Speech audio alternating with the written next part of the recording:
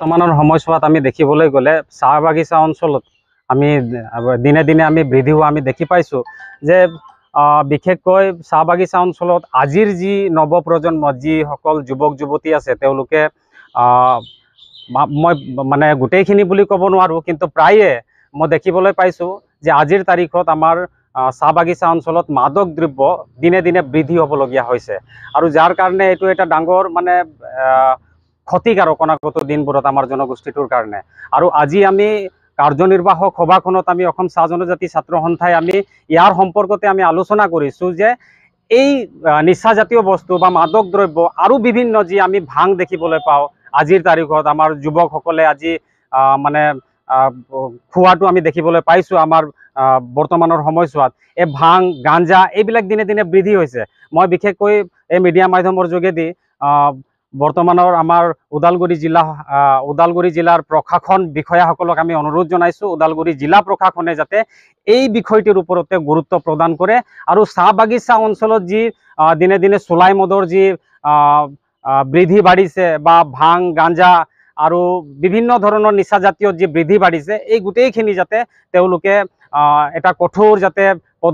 পদক্ষেপ গ্ৰহণ কৰে। লগতে আমি অসম চাহ জনজাতি ছাত্ৰ সন্থা আটছা ওদালগুৰি জিলা সমিতিৰ অন্তৰ্গত যিমান আমাৰ বিষয়ববীয়া আছে, আমাৰ ব্ৰাঞ্চ সমিতি আছে, উপশাখা সমিতি আছে, প্ৰাথমিক গোট আছে, আমি সকলোৱে আগভাগ ল'ম। আমি সজাগতা সভা আমি অনুষ্ঠিত কৰিম যাতে আমাৰ সমাজৰ পৰা এই নিচাজাতীয় বস্তু যাতে অতি সোনকালে যাতে বন্ধ হয় বা দূৰ হৈ যায় তাৰ কাৰণে আহ্বান জনাম। লগতে আমাৰ ভাগাত আমাৰ মানুহখিনিক মই বিশেষ কৰি कि हमारे मानुष गिला के मैं बताबार जो इच्छा करते ही जे वर्तमान के समय में हमारे बागिचा अंचल में निशा जातीय वस्तुटा बहुत वृद्धि पाया है। मादक द्रव्य भांग गांजा এইগিলা में हमारे उठी अहा नवप्रजन्म गिला कहाँ ना कहाँ आहक्त हब लगा होते हैं, निजर जीवन क्षति हब लगा होते हैं। मैं हमारे श्रद्धाकर माँ बाप गिला के मोर भाई भनी गिला के मैं ওদালগুৰি जिला समिति आटसागर तरफ से आह्वान जनाते ही जाते जेगिला व्यक्ति এইগিলা বস্তুকে গ্রহণ করতে আহে যাতে নিজের পরিয়ালে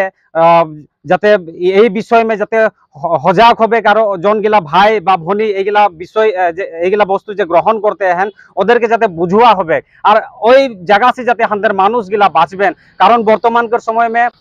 একটাই ডাঙর বস্তু মেজর বস্তু বলতে পারি আমাদের দেখা পাতে ही যে 20 বছর से लेके 30-35 बछर के युवक गिला कहाँ ना कहाँ बागिचा अंचल से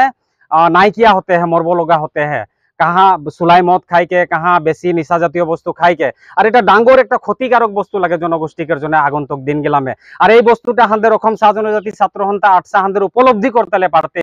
যে আসবার দিনগুলা এরকম একটা ভয়াবহের একটা সৃষ্টি হবে, যার জন্য মোর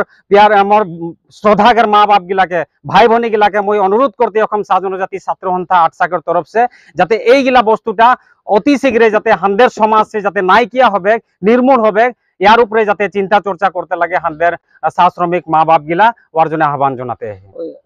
এটা দুখ লগা বিষয় হয়। বিশেষকৈ বৰ্তমানৰ সময়ছোৱাত ড্ৰপ আউট কেছ আমি বহুত দেখিবলৈ পাইছোঁ আমাৰ সমাজখনত, আমাৰ চাহ শ্ৰমিক বা আমাৰ চাহ জনগোষ্ঠীয় সমাজত। ইয়াৰ সম্পৰ্কতে আমি চেষ্টা কৰিম কি অভাৱ হৈছে, কিয়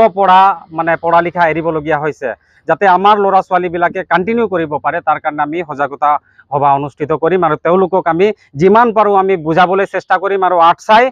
পদক্ষেপ গ্ৰহণ কৰিব তেওঁলোকক সহায় সহযোগিতা আগবঢ়োৱাৰ ক্ষেত্ৰত। আজি বিশেষকৈ অসম চাহ জনজাতি ছাত্ৰ সন্থা আটসা ওদালগুৰি জিলা সমিতিৰ কাৰ্যনিৰ্বাহক সভা অলপ আগতে অনুষ্ঠিত হৈ যায় আৰু এই কাৰ্যনিৰ্বাহক সভাখনত আমি বিশেষকৈ আগন্তুক আমাৰ অসম চাহ জনজাতি ছাত্ৰ সন্থা আটসাৰ 7 জুনত হ'বলগীয়া যি শ্বহীদ দিৱস কাৰ্যসূচী ইতিমধ্যে আমি সিদ্ধান্ত আমি ল'লোঁ যে ওদালগুৰি জিলা অন্তৰ্গত আমাৰ হাতীগড় চাহ বাগিচাতে আমি আগন্তুক 7 জুনৰ কাৰ্যসূচী আমি হাতীগড় চাহ বাগিচাতে আমি অনুষ্ঠিত কৰিম সমূহ মানে চাহ শ্ৰমিক লোকসকলক লৈ। আৰু ইয়াতে আমাৰ বিশেষকৈ আমি চবে গম পাওঁ, আমি জানো বিশেষকৈ অসম চাহ জনজাতি ছাত্ৰ সন্থা হৈছে 1947 চনৰ 28 ডিচেম্বৰত গঠন হোৱা এটা বৃহৎ চাহ জনগোষ্ঠীৰ এটা জাতীয় সংগঠন আৰু এই জাতীয় সংগঠনে বিভিন্ন সময়ত কাম কৰা সময়তে আমাৰ যিসকল সংগ্ৰামী নেতা, যিসকল সংগ্ৰামী যুৱকসকল আছিলে তেওঁলোকে কাম কৰা সময়তে নিজৰ জীৱন ত্যাগ আৰু বলিদান দিলে, যাৰ কাৰণে তেওঁলোকক চিৰস্মৰণীয়ৰ কাৰণে আমি আটচা হিচাপে প্ৰত্যেক বছৰে অসম চাহ জনজাতি ছাত্ৰ সন্থাই 7 জুনত শ্বহীদ দিৱস কাৰ্যসূচী অনুষ্ঠিত কৰে। আৰু ইতিমধ্যে আমি ওদালগুৰি জিলা সমিতি হিচাপে আগন্তুক 7 জুনত 7 তাৰিখত আমি শ্বহীদ দিৱস কাৰ্যসূচী আমি উদযাপন কৰিম। ডেফিনেটলি আমি জিলা পৰ্যায়ত আমি কৰিম। প্ৰত্যেকবাৰে আমাৰ চেণ্ট্ৰেল কেন্দ্ৰীয় সমিতি হিচাপে অনুষ্ঠিত কৰা হয়, কিন্তু এবাৰ আমি জিলা সমিতিবোৰক অসমৰ যিমানখিনি জিলাত আমাৰ আটচা আছে অৰ্থাৎ জিলা সমিতি হিচাপে নিৰ্দেশনা জাৰি কৰিছে কেন্দ্ৰীয় সমিতিয়ে যে জিলা সমিতি হিচাপত এইবাৰ অনুষ্ঠিত কৰিব লাগে বুলি। আমাৰ অসম চাহ জনজাতি ছাত্ৰ সন্থা কেন্দ্ৰীয় সমিতিৰ আমাৰ উপসভাপতি থাকিব, কাৰ্যনিৰ্বাহক সদস্য থাকিব, লগতে আমাৰ প্ৰাক্তন যিসকল আমাৰ আটচা আছে তেওঁলোকক আমি মাতি মাজেৰে আগন্তুক কাৰ্যসূচীত তেওঁলোকে উপস্থিত থাকিব। আৰু জনগোষ্ঠীটোৰ কাৰণে যিসকলে ত্যাগ আৰু বলিদান দিছে অসম চাহ জনজাতি ছাত্ৰ সন্থাৰ প্ৰাক্তন নেতাসকলে, তেওঁলোকক আমি স্মৰণ কৰিম, তেওঁলোকক আমি শ্ৰদ্ধা কৰিম গোটেই দিনটোত। ডেফিনেটলি যিহেতু মাজুলী চাহ বাগিচাৰ শ্বহীদ ঈশ্বৰ নায়ক দেৱ তেখেতে আটচাৰ লগতে জড়িত আছিলে, এজন যুৱক আছিলে তেখেতে। আৰু যেতিয়া অসমৰ জাতি মাটি ভেটিৰ কথা যেতিয়া আহি পৰিছিলে, সেইখিনি সময়তে তেখেতে ওলাই গৈ গণতান্ত্ৰিকভাৱে আন্দোলন কৰিবলৈ যায় নিজৰ হয়তো জীৱন ত্যাগ দিবলগীয়া হ'ল। আৰু যাৰ কাৰণে আমি তেখেতকো আমি আমাৰ 7 জুনৰ কাৰ্যসূচীত আমি স্মৰণ কৰিম, তেখেতৰ আত্মাৰ সদগতি আমি কামনা কৰিম। কিমান মানুহ বিশেষকৈ আমাৰ চাহ শ্ৰমিক মানুহ, আমাৰ হাতীগড় অঞ্চলত বসবাস কৰা যিমান আমাৰ চাহ শ্ৰমিক মানুহ থাকিব,